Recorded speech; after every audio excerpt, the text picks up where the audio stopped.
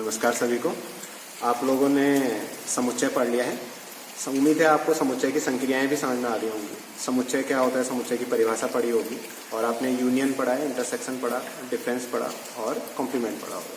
ठीक, फिर उसके बाद आपने उप समुच्चय पढ़े होंगे और घात समुच्चय। उसी क्रम में आगे बढ़ते हुए हम आपके सेकेंड चैप्टर में जाते हैं और सेकेंड चैप्टर आपका रिलेशन एंड फंक्शन। आपको स्टार्टिंग में ही बोल दिया था मैंने, आप ज़्यादातर शब्द अंग्रेजी के प्रयोग करेंगे तो आपको भविष्य में फायदा होगा। तो सेकंड चैप्टर आपका रिलेशन एंड फंक्शन है।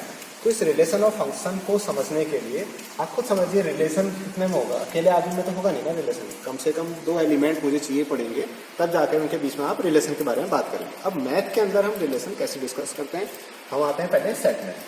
ठीक, तो आपने समुच्चय के बारे में पढ़ा है, सेट को कैसे लिखा जाता है, किसी भी कैपिटल लेटर से यूज करते हैं। आपने कहा मान लीजिए सर ए से लिख लीजिए, ए के कुछ एलिमेंट, मान लीजिए मैंने कहा इंग्लिश अल्फाबेट्स के वावल्स का सेट। तो इंग्लिश अल्फाबेट्स के वावल्स कौन है, ए, ई, आई, ओ, यू। आप कुछ और समुच्चय समझ सकते हैं, ये आपका सेट है, ये आपने पढ़ा है। और संबंध समझने के लिए मैंने कहा दो एलिमेंट होने चाहिए, तो सिंगल एलिमेंट है ना सेट में, तो ये सेट है। अब हम एक चीज पढ़ेंगे, कौन सा, कार्तीय गुणन कहते हैं जिसे। लेकिन फिर वही बात जो मैं आपसे कहा, अंग्रेजी के वर्ड यूज करिए। तो कार्तीय गुणन को मैं किससे कह देता हूँ, कार्टेशियन प्रोडक्ट।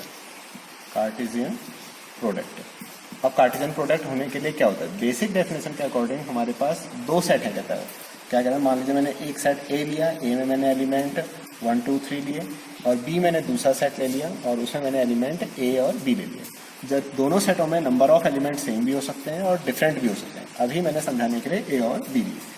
तो कार्तीय गुणन या कार्तीय गुणनफल जिसे कार्टेशियन प्रोडक्ट कह रहे हैं, उसके लिए मैंने दो समुच्चय लिए, ए और बी। समुच्चय आप समझते हो किसे कहते हैं करके। इन दोनों के बीच में कार्तीय गुणन को प्रदर्शित करने के लिए क्या करेंगे, क्रॉस का साइन बनाएंगे। और पढ़ते वक्त ए क्रॉस भी पढ़ना चाहे पढ़ ले, अदरवाइज ये ए कार्टेशियन प्रोडक्ट ऑफ बी। इसमें कैसे एलिमेंट आते हैं, अगर मैं इसकी डेफिनेशन के बारे में बात करूं तो इसमें एलिमेंट पेयर में आते हैं। पेयर मतलब दो लोगों का एक जोड़ा, ऐसे आएगा एक्स वाई।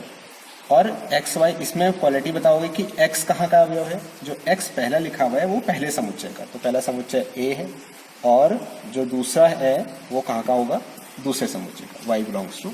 ये कार्टेशियन प्रोडक्ट की डेफिनेशन है। क्या कहा, ए क्रॉस बी आपने लिखा, इसके अंदर एलिमेंट सिंगल नहीं आते हैं। कैसे आते हैं, पेयर में आते हैं। जो पेयर होता है उसमें पहला एलिमेंट पहले समुच्चय का और दूसरा एलिमेंट दूसरे समुच्चय का होता है। अब ये तो कहा मैंने डेफिनेशन, अब फाइंड आउट कैसे करते हैं। अब ये जो ऊपर एग्जांपल दिया मैंने ए और बी, अगर मैं इसमें ए क्रॉस बी फाइंड आउट करना चाह रहा हूँ तो आपसे क्या कहा, जोड़े बनाने हैं। कैसे बनाएंगे, मैंने ए का एक अवयव एक लिया और जोड़े किसके साथ बनाने हैं, बी के साथ। तो उसके पास तो दो अवयव हैं, तो 1 किसके साथ बना सकता है जोड़ा, ए के साथ भी बना सकता है और बी के साथ भी बना सकता है। अब 1 ही क्यों बनाए, 2 क्यों ना बनाए। अब 2 बनाए तो वो किसके साथ बनाए, फिर वहां फिर से 2 अवयव हैं, 2 ए और 2 बी। ऐसे ही फिर 3 क्यों ना बनाए, 3 भी बनाएगा, तो क्या बन जाएगा, 3 ए और 3 बी। इस तरह से क्या हो गया, ये कार्टेशियन। और कुछ है नहीं है। फिर समझिए ए क्रॉस बी में क्या है, एलिमेंट पेयर में आ रहे हैं, जोड़े में आ रहे हैं। कैसे जोड़े बना रहे हैं, जो पहले समुच्चय लिखा है उसका अवयव लीजिए और किसके साथ जोड़ा बनाइए, बी के अवयव के साथ। तो ए का अवयव आपने ए लिया, 1 लिया, तो उसके अवयव कौन बन सकते हैं, ए और बी। तो 1 का जोड़ा ए के साथ, 1 का जोड़ा बी के साथ, ऐसी 2 का, ऐसी 3 का। अगर अवयवों की संख्या बढ़ते रहेगी तो यहाँ ए क्रॉस बी में भी अवयवों की संख्या अलग अलग होती रहेगी। अब हम पढ़ते हैं दूसरी चीज, आपको बताई होगी सेट पढ़ते वक्त, सेट की कार्डिनलिटी मीन्स सेट में कितने एलिमेंट है। यही पर समझिए, ये ए के बारे में मैंने कहा एन ऑफ ए, और पढ़ा क्या जाता है इसको, number of elements in A. Means A समुच्चय में अवयवों की संख्या कितने हैं, काउंट करिए, 3 अवयव हैं। और बी में कितने हैं, तो number of elements in b कितने हैं, काउंट करिए, 2। अलग अलग होने चाहिए, डिस्टिंक्ट एलिमेंट्स। अब जो आपने नई चीज पढ़ी आज है कार्तीय गुणन, इसमें अवयवों की संख्या कितनी आ जाएगी, आप अभी तो काउंट करके बता सकते हो कि सर ये कितने आ गए, 6 आ गए। क्यों, क्योंकि यहाँ 3 थे और यहाँ 2। सूत्र के हिसाब से बात करें तो ए में अवयवों की संख्या गुणा बी में अवयवों की संख्या, ये एक्चुअल में गुणा है, इसलिए मैं खाली डॉट बना देता हूँ।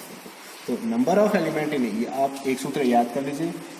ये याद करने का फायदा होगा भी एक्सरसाइज जब आप करोगे। दूसरी चीज क्या फाइंड आउट करना सीखिए, कि मैंने कार्टेशियन प्रोडक्ट कैसे फाइंड आउट किया। कैसे फाइंड आउट किया, जोड़े बनाए हैं। कोई और उदाहरण से समझ लेते हैं हम इसी को। मान लीजिए मैंने कहा एक और एग्जांपल लिया, मैंने ए में अवयव लिए ए बी सी और बी में अवयव लिए, अब बी नहीं लेता हूँ, चलो ए ही ले लेता हूँ। ए का खुद के साथ काट लेता हूँ, तो ए दोबारा लिखते रहा हूँ, इतना जरूरी नहीं था। और आपसे कहा ए का ए के साथ कार्टेशियन प्रोडक्ट, तो ए क्रॉस ए कैसे आएगा, ए क्रॉस ए, इसीलिए मैंने समझाने के लिए ए को 2 बार लिखा। अब जो चीज डेफिनेशन में बताई थी कि ए का पहला एलिमेंट ए के अवयवों के साथ, तो यहाँ ए अगर लोगे तो वहां कौन कौन किसके साथ जोड़ा बनाएगा, ए के साथ, बी के साथ, सी के साथ। ऐसी दूसरा अवयव लीजिए बी, फिर उसके साथ बी ए, बी बी और बी सी। ऐसे ही फिर किसके साथ, सी के साथ ले लीजिए तो क्या आ जाएगा, सी ए, सी बी और सी सी। तो इस तरह से ये कार्टेशियन प्रोडक्ट। उम्मीद है कार्टेशियन प्रोडक्ट आपको लिखना आ जाएगा। अगर अलग अलग समुच्चय दिए होंगे तब भी लिख सकते हैं, अगर एक ही समुच्चय दिया होगा तब भी उनके बीच में क्या निकल जाएगा, कार्टेशियन प्रोडक्ट निकल जाएगा, ए क्रॉस है इस तरह से। ठीक, तो ये कार्टेशियन प्रोडक्ट आपके समझ में आ गया होगा। आपके समझ में आ गया। अब देखिए इसमें मैं दूसरी चीज क्या बताता हूँ आपको, जो आपने ए और बी, फिर एक उदाहरण ले लेता हूँ, इस बार अलग ले लेता हूँ। ए में मैंने एलिमेंट फिर से 1 और 2 दो ही एलिमेंट लिए, और बी में मैंने ज़्यादा लिए इस बार। बी में मैंने ले लिए 4, 5 और 6, एक और लेता हूँ 7, 4 एलिमेंट लेंगे। तो जब आप ए क्रॉस बी निकाल रहे हैं तो क्या कहा, 1 किसके साथ जोड़ा बनाएगा, 4 के साथ, 5 के साथ, 6 के साथ और 7 के साथ। ऐसे ही फिर आगे को जाकर मैं नीचे को लिख दे रहा हूँ, लिखते वक्त उसी के आगे लिखिए। अब 2 के साथ बनाएंगे तो क्या आएगा, 2 का 4 के साथ, 2 का 5 के साथ, 2 का 6 के साथ और 2 का 7 के साथ। तो इस तरह से उसी के आगे लिखेगा, मैं भी समझाने के लिए लिखूंगा। ए क्रॉस बी में ए अवयव आ गया आपके पास। फिर आपने दूसरा सूत्र पढ़ लिया कि ए क्रॉस बी में कितने एलिमेंट आते हैं। फिर दूसरी चीज, जब ये एलिमेंट आप देख रहे हो, ये 1,4 लिखा है, अगर कभी 4,1 लिख दें, 4,1 लिखा जाए, क्या दोनों चीजें सेम होंगी? तो आप समझिए ये 1,4 लिखा है, मीन्स अगर मैं 4,1 लिखता, आप कहते हैं सर 1,4 और 4,1 क्या एक ही बात है? तो आप समझिए नहीं है। क्यों नहीं है? क्योंकि अगर मैं 4,1 लिख रहा हूँ कि ए क्रॉस बी में है, तो इसका मीनिंग क्या समझेंगे, पहला अवयव पहले समुच्चय का, दूसरा अवयव दूसरे समुच्चय का। 4 आप कह दोगे ए में, क्या 4 ए में था? नहीं है। तो इसलिए आप कभी भी 1,4 आया है तो आप उसको 4,1 नहीं लिख सकते। इसीलिए क्या वर्ड यूज किया जाता है, एक ऑर्डर्ड पेयर। ठीक, एक होता है पेयर, जोड़ा, जिसमें मैंने कहा पेयर अगर कहा तो आप कह सकते हो सर ए कॉमा बी और बी कॉमा ए एक ही बात है पेयर में।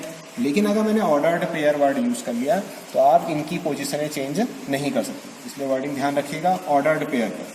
ठीक है, अगर ये ऑर्डर्ड पेयर समझ में आया तो इससे एक क्वेश्चन बनते हैं आपके पास। अगर आपको एक ऑर्डर्ड पेयर एक्स वाई दिया है और आपसे कहा ये किसके इक्वल है, 1,2 के इक्वल, और आपसे कहा find the value of x and y, तो जो आपको समझा है इक्वल कब होंगे, पहला एलिमेंट पहले के इक्वल और दूसरा एलिमेंट दूसरे के। इसलिए एक्स की वैल्यू 1, वाई की वैल्यू 2 आ जाएगी। थोड़ा समीकरण रूप में अगर बन जाए, कहीं पे ऐसा लिखा है x-3 y-1/2 इक्वल 4,7 लिखा हुआ, तो ये दो ऑर्डर्ड पेयर इक्वल लिखे हुए हैं। इसका मतलब x-3 को पहले के इक्वल 4 के इक्वल, बाकी पक्षांतर करके हल कर लिए, x = 7 और y-1/2 = 7, तो y = क्या बन जाएगा, 7 + 1/2। आप एलसीएम लेके हल करेंगे तो ये बन जाएगा कितना, 15/2।